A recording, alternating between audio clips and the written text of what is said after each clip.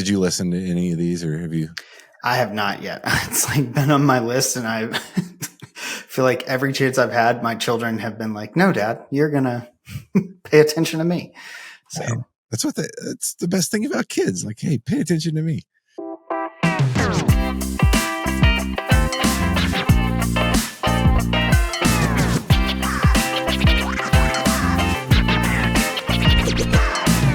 Welcome to the Digital Ministry Podcast. I'm your host, Nick Runyon, and I am joined today by Josh Burnett, the CEO of Church.Tech. I'm excited about this conversation. Josh, we got introduced through a mutual friend, and I've started looking into your stuff on your website at Church.Tech, and some powerful tools. Everybody is talking about AI, but I feel like everybody's talking about it in a very kind of high level, generic. Finish that idea. And then what I saw on your website was like some specific application aimed towards pastors and church leaders that I think is going to be really valuable. So excited to get into it today. But thanks for spending some time with me today. thanks, Nick. Yeah, I'm really excited to join you. It's awesome. So everybody's talking about AI. They've been doing this for a while, and most people don't use that word correctly, I would say, which is a whole thing. But Yeah. It looks like you've built some specific tools targeted to the church and for greater efficiency and effectiveness in digital outreach and sermon prep and all kinds of things. But don't let me say it. Why don't you tell us a little bit about Church.Tech, and also I'd love to know kind of how you got into this, how you got started in this space. Yeah, absolutely. Yeah, Church.Tech is an AI platform designed specifically with pastors and churches in mind. The whole goal of our platform is to take advantage of the opportunities AI presents to take things that we're really good at in the church, like writing sermons, and take that content and go way further with it than we've ever been able to go before. So it's all like high focus on ethics and not, having it write sermons for you or anything like that, but having it take what you have already created and generate discipleship content and social media content and all kinds of stuff like that. And then we are working on some sermon writing stuff. We've got a product called Sermon Copilot, which is an ethical AI-augmented sermon writing tool. It won't write it for you, but it will help you write better. It's kind of crazy because when you look at all the different use cases for AI, and like to your point, people say AI for everything now, right?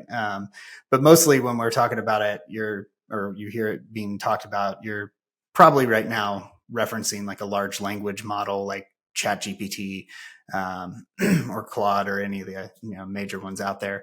But the use case for that really is centered on having content that you can then either generate content from or repurpose and that type of thing. And the church has this incredible backlog, obviously, of content, and we're trying to show pastors, hey, here's how you take advantage of this to reach more people and really get the good news out there. So I think that's a great use case that actually I haven't heard many people talk about. I mean, if you're a pastor or a ministry leader and you've been generating things like sermon content or any type of content for years, and it's just sitting on the shelf. Like, we've been in this cycle of like, man, I'm going to pour my heart and soul into this, deliver it on Sunday, and do it again and do it again.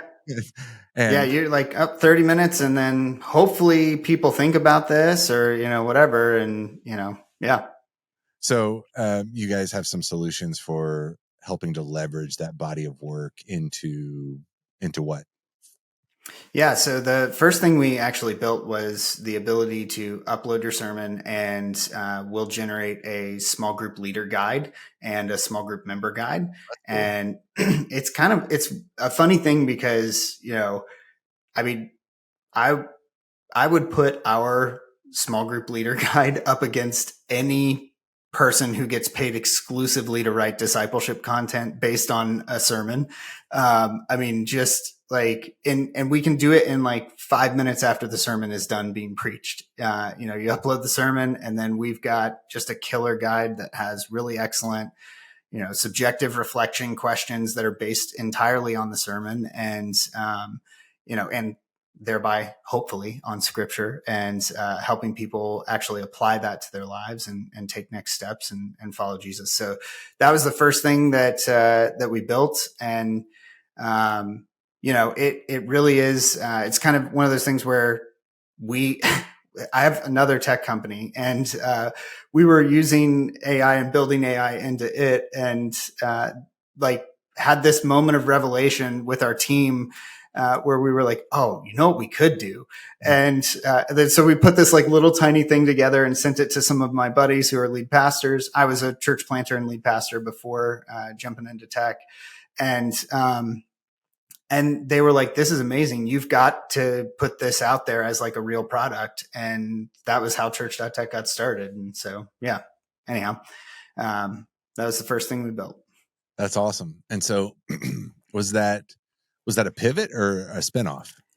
It was a spinoff. Yeah. It ended up becoming a whole nother company. And so, yeah. And now we do a whole bunch more. We do sermon clips. So if you upload your YouTube video, we can chop that up into a bunch of little clips for social media, and, just furthering the message, like, sending out a summary of, here's a quick version of the sermon, that type of thing.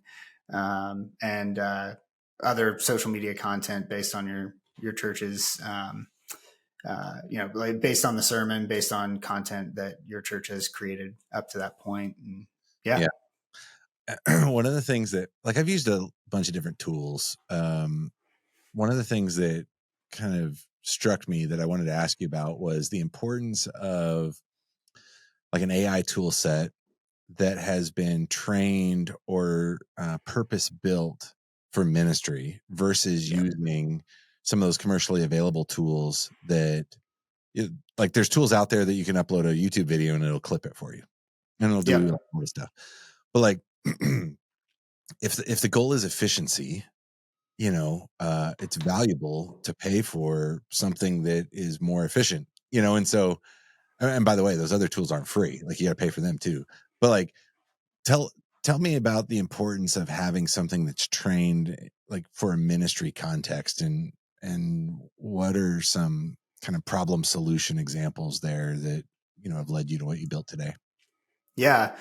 Well, if you, all these models that are like ChatGPT, right, is the most famous one by far. If you jump on there and give it some context, like, hey, here's part of my sermon, or if you can upload, the whole sermon, that type of thing. And if it's short enough, and say, hey, write me some discussion questions. It'll do a decent job of writing those discussion questions.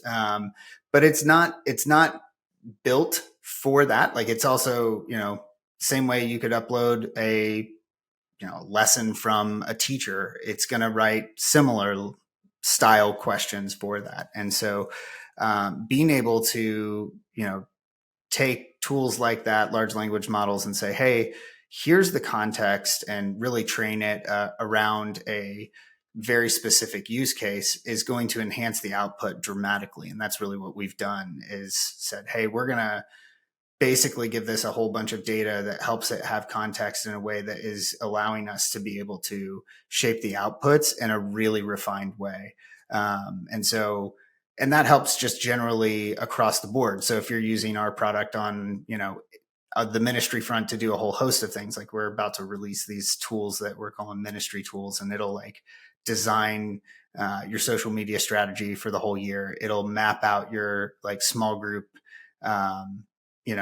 strategy and how to implement it and how to train your volunteers and stuff like that. There's one for communications where it'll actually write your announcements for the whole week. So here's your stage announcements. Here's your, here's your email announcements. Here's your text message announcements, that type of thing that you're going to send out. But it's all drawing from the context of that church and then our larger constraints on our models that allow it to really know, hey, here's the context of what we're going to pull from and where we're going to take this. And so it's pretty important. Like, ChatGPT is amazing. Like, you jump on there and have a conversation with it and you're just like, this is bananas. Like, how is this good and this human? The more niche of the questions and interactions that you're trying to have with it, the quicker it kind of starts to break down. And that's really why we've built the things that we've built the way we built them. Yeah. It's pretty important. So this stuff's moving really fast. I mean, I was in a meeting the other day with a guy and I walked out of there and I was like, and he was taking notes the whole time. It's like a local organization. We were just talking about fundraising. And I was just kind of sharing my experiences from, all the bruises that I've received over the years. So you should learn from me. Don't make these mistakes. Right. So he was like writing it all down. And I emailed him afterwards, just thinking about the conversation. I was like, hey, can you send me your notes? Like, take a photo and send me your notes. I'd love to, just see what you wrote and hope it's helpful. And I couldn't read them, like the handwriting was just, wasn't the greatest. And I was like, man, I can't really read some of this stuff. He could have been a doctor. Yeah, that's right. I threw it into ChatGPT 4.0 and I was like, transcribe this for me. Yeah. And it nailed it. Like, it figured out the bad handwriting. And I was like, wow, this stuff is progressing really quickly. Mm-hmm. How does your team keep pace with that speed of development and like new features? And so you mentioned like some tools that sound really amazing that are coming out soon.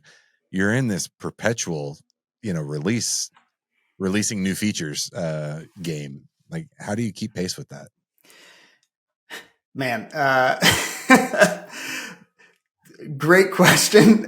We've spent a lot of time this week talking about that because we have two members of our team who, myself and our prompt engineer, who, I mean, we just like keep our finger on the pulse of what's happening. Like, we're watching every keynote or almost every keynote, and everything that's coming out, we're constantly taking it in and going.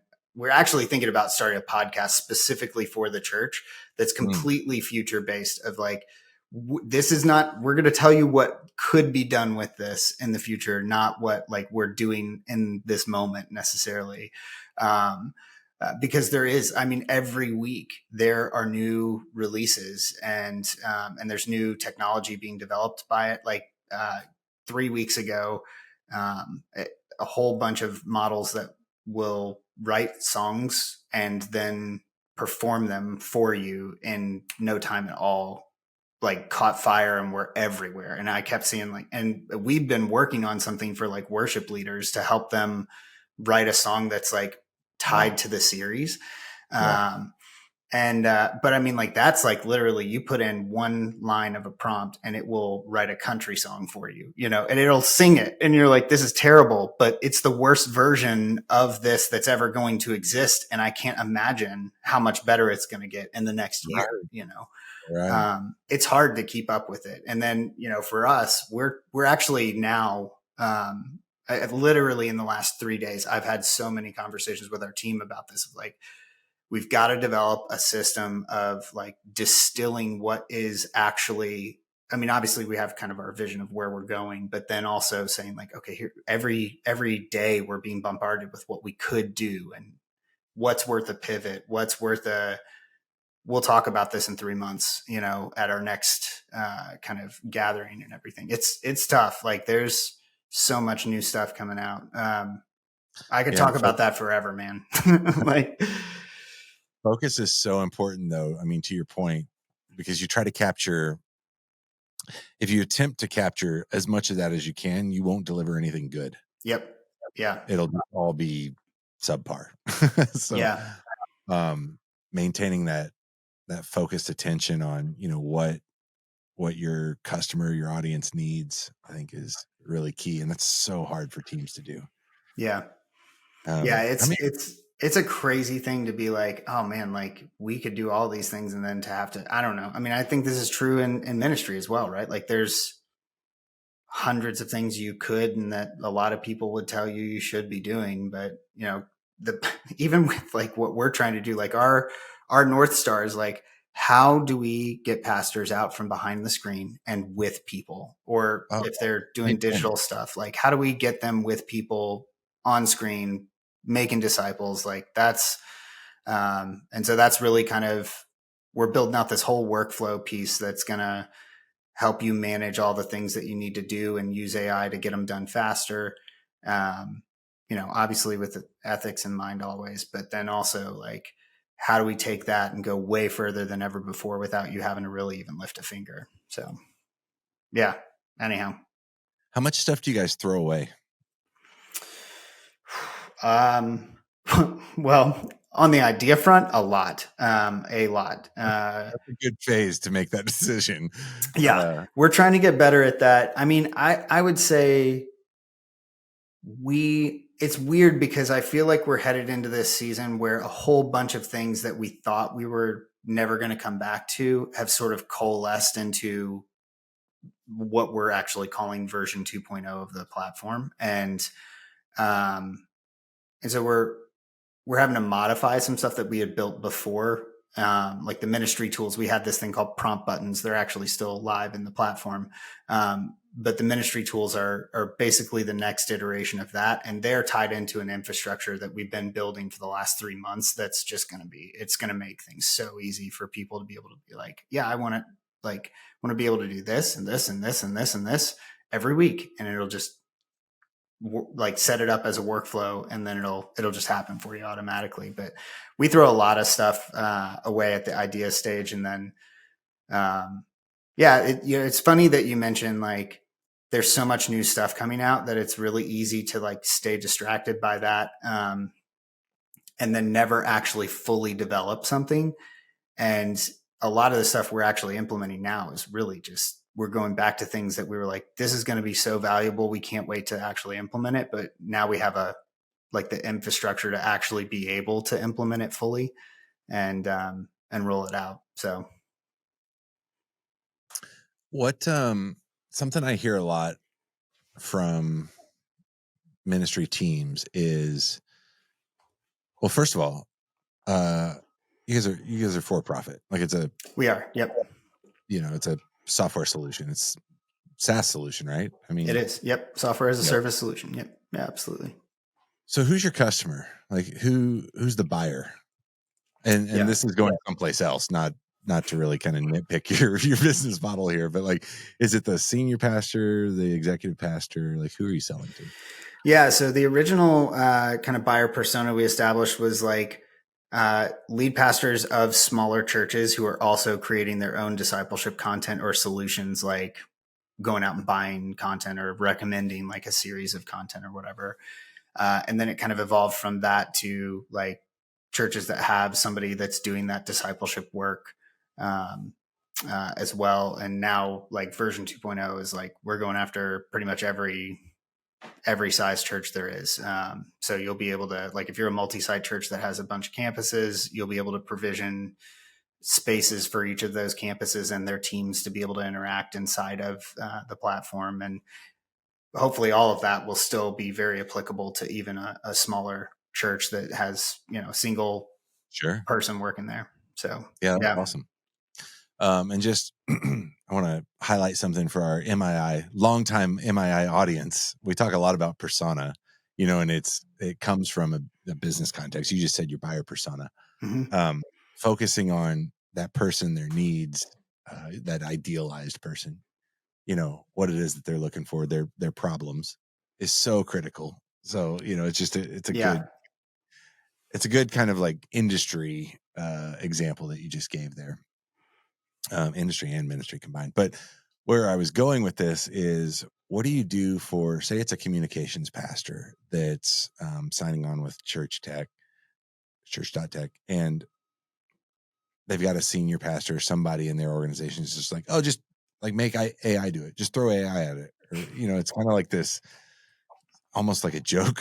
Now it's like, I need you to deliver the whole world to me on a silver platter and just have AI do it, and it should be cheap and easy and free and no problem. Like, how do you help guide people through that challenging conversation? Yeah. Yeah.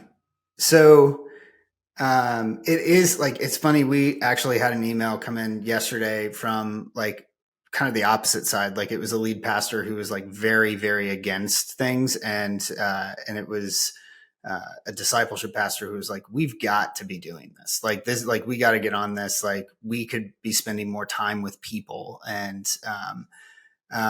So it's a weird kind of tricky dance on that front at this stage. I don't think we've got it figured out, honestly. We're still really in the middle of like trying to figure out how do we contextualize for each buyer persona, like, hey, here's what this can do for you. And here's how to tell your lead pastor. Here's how to tell your, other coworkers what it can do.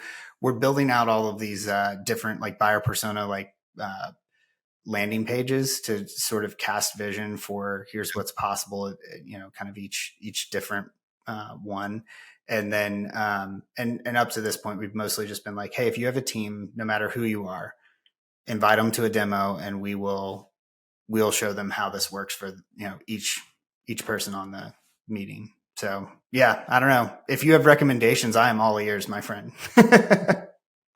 You're gonna, I mean, you guys are doing the right steps. You're always going to have the detractor in the room. I ran a software company in my past, and I would tell my sales team all the time, it's like, try to get, especially on that first demo call, try to get people, and I'm relating to you, not giving advice here, by the way. Like, I always wanted the guy who was against us to at least be in the room. The worst thing was that he didn't speak up, so Yeah. Yep. finding those challenges so that they can be aired and addressed, is better than, it's a sneaky landmine that you step on later. Yeah, no doubt. Yeah. One of the things that, the big critique of AI is like, it's not always right. Yeah. It's, and I'm sure anybody that's played with something like ChatGPT or any of the free tools that are out there will see that, it gives me wrong information, or it said the wrong thing. And like, when that shapes your whole view of the entire ecosystem, I think that's a mistake. But, how do you handle that challenge to either your product or AI in general? Yeah, I mean, I think in product, our goal is, well, first of all, we like categorically say everything that we're producing for you is 90% done. That's our goal, is to get it to a point where it's 90% done. You are the final filter. We cannot account for the nuances of your personal theology or your, church's theology to the nth degree. So you need to make sure that you're not just like, oh, I'll generate a group leader guide from this sermon and send it out without ever reading it, So that's certainly on our end of things, like a big piece of like, I would hesitate to call it a caveat. It's more of like, we want to manage expectations pretty clearly on that front of like, hey, don't just click a button and think I'm done. Click a button and actually read it, make some modifications, and then use this stuff. So the goal is not 100% correct. Yeah. As Yeah. I mean, it's, yeah. you got Yeah. to put your fingerprints on it. Yeah, exactly. Exactly. And then, I think like on the, like, I guess for like our product side of things, I would say it's very much like, we're trying to pour our expertise. I mean, my background isn't tech. I can write some code, but you definitely don't want to use anything that I wrote code on. And so, we have our team, our CTO is a brilliant guy. And our dev team, they're all phenomenally gifted. But from a product vision perspective, myself and the other members of our leadership team are all ministry backgrounds. And so, that helps a lot in terms of like, we're bringing so much context and nuance to the way AI is being used in the platform, that it's hopefully that becomes a lot of the safeguard on like, yeah, it can be wrong. We're also telling you don't just think it's right. But Yeah. yeah. Well, you mentioned at the beginning, and I want to come back to it, is you said ethical a few times. These are ethical sermon prep tools, I think is what you said. Yeah. Tell tell me more about what that means. I can assume that it means the thing's not going to write the sermon for you and you just stand up and deliver it. Yeah. But Yeah. it's probably more layered than that. So tease that out a bit for us. Yeah. I mean, it's a funny thing because like obviously there's a biblical imperative and moral imperative that we can like adhere to and and really kind of go back to. But when it comes down to it, like everybody's going to have to make their own decisions on like how they use AI and what they consider to be an ethical use case of AI. Mm-hmm. And so when I say ethical, it's man, I've thought about this so much. It's so weird because it's like really what I mean is like what I believe to be an ethical use of AI. And it's a funny conversation to enter into. I actually really enjoy it because um, like if we end up doing this podcast, one of the like segments on it is going to be ethical or not ethical, and we're just going to demo something that we're like, what do you think? But like particularly with the sermon writing thing, I don't personally believe that it is an ethical thing to be like, write me a sermon about Ephesians 5. Like I think it'll do it. Like if you go on ChatGPT, it'll do it, and it might even be better than some people's sermon on Ephesians 5. I mean, it's read virtually everything that's ever been written, and that's, part of the context that it's drawing from. But yeah, I feel like there's got to be that work that you're doing to understand the text, to exegete the text, to apply it to your own heart and life, and allow the Holy Spirit to speak to you through the Word, and then contextualization for your church, your people, the people you're trying to reach, and so how do we get to like? I mean, I think basically when well, not basically, the tool we're building has 4 parts to it. It's a 4-step process. First part is prayer and reflection. We actually have the AI lead you through a prayer and reflection like process where you're kind of journaling. Eventually you'll actually just be able to, it'll ask you questions, you'll answer them. It'll kind of give you like guided prayer experiences that are all coming from our context. We're giving it what to lead you Right. through on that. No different than like a prayer devotional that got published. Exactly. Yes. Yeah. The next step would be matching, based on circumstance or whatever. yeah, I love 100% actually. Yeah. Yeah. So we're giving it the frameworks and yeah. The next step on it is study and learn.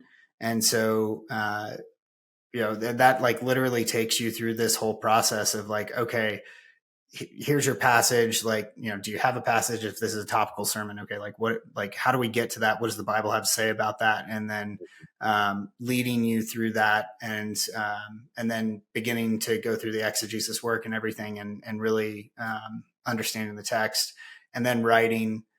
All of this is progressive, so you can pull each. Like, there's basically a button you click, and it like pulls each part that you're like, no, that's got to be in the sermon, even if it's just for context, over onto the page where you're actually going to write. And then on that page, we have a whole bunch of AI tools that can look at the entire context of everything that you've done up to this point, and then help you, kind of format things well. And then the final part is refine. And so there's a whole series of tools that you can run things through on that front. Everything from logic and flow, where it will basically look at what you're preaching, what you've said you're going to preach, and go, like this would be better here. Yeah. Right. Or from here to here, people are not going to follow you. Here's a example of what you could say that would help connect these ideas, that type of thing. Great. So yeah, that's in my opinion, that's a much more ethical way to approach it than just saying like, hey, write me something. And yet it's still going to help you move a lot faster through that process than you would, previous to being able to use AI for something like this. Yeah, I love it. Yeah, that and ethicals, as much as we want to try to define it and capture it, it is subjective, and it's subjective based on, I don't know, different past circumstances too. So that's, I was really curious about how you guys handle that. So what's I mean, what's the hope for the future here with Church.Tech? Like, tell us, where's this going, and why is now the right time to become aware and get involved with what you're working on? Yeah. Man, all right. So this is not in the product yet, but like I'll just sort of give you like, hey, here's where we're going with this thing.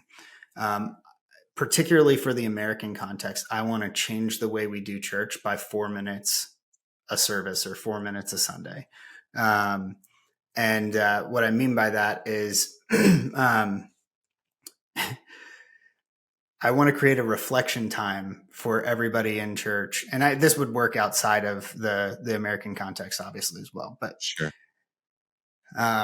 where sermons preached, everybody's got 4, 5, I don't know, however long this ends up taking, I don't know.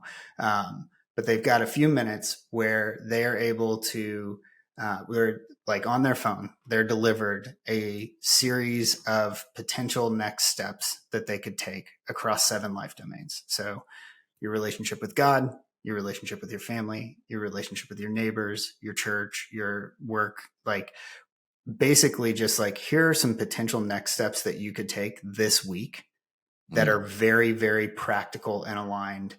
And and everybody sitting in the room, the context of the sermon is what's used to generate those, alongside of the context of like a profile you filled out. So even if you are on like the base level profile, like it's just your name and that's it, and we don't even know how old you are, where you live, any of that, right? um, we can still give you like generalized like next steps you could take this week. But if you filled out a profile, we can give you highly aligned like potential next steps that actually progressively build on one another. Like you've said, hey, I want to read my Bible every single day. So like maybe that one doesn't change. You kind of have the same thing come in every single week of like, hey, continue to like pray and reflect on scripture, spend time with God, that type of thing.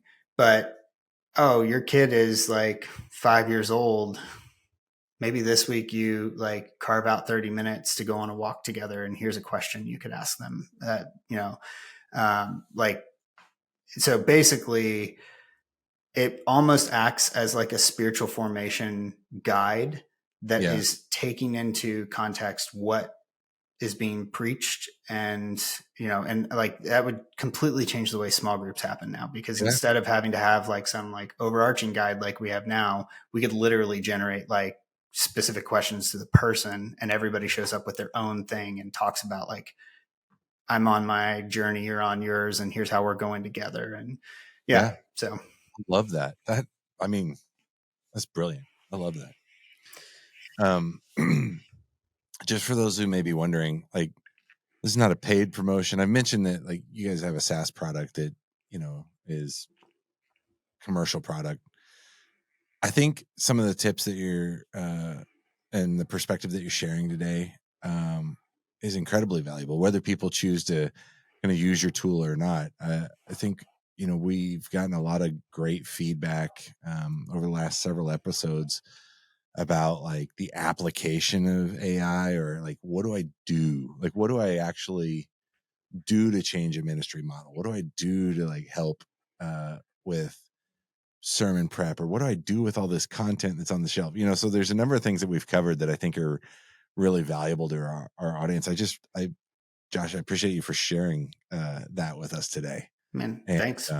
and then I do encourage people to check it out. Like, I think it's a great tool. It's a great, um, uh, specialized application of artificial intelligence for the purpose of ministry, and to kind of hear your heart behind it, and where you want to go in the future with church leaders and ministry leaders is really encouraging. So thanks for what you're doing. I'm glad we got connected, and I appreciate you spending some time with us today. Man, thanks, Nick. Yeah, absolutely. All right. Hopefully we can talk again soon. So Yeah. everybody check out the website is Church.Tech, TECH.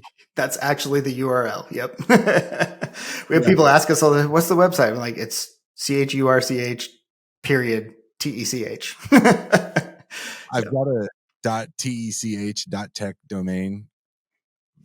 I struggle with it. Like it's hard to communicate. It's only because the .com wasn't available, Yep. so. Yeah. But go on there, check it out. You've got a great blog too that has, anybody Thanks, that's man. using AI kind of in their own ministry and just playing around with some of these tools. Like I was reading through it and was kind of inspired, oh, maybe I could try this or maybe I could do this. So there's a lot of good stuff in there. So thanks for putting that out there for us. Yeah. Yeah, absolutely. Thank you for having me. It was really, really fun to talk. Yeah, I promised an hour and we're we spent a ton of time just chatting before we started to record. So we'll let you get out of here, but hopefully we can talk again soon sometime. Yeah, man. Absolutely. Yeah. Thanks very much.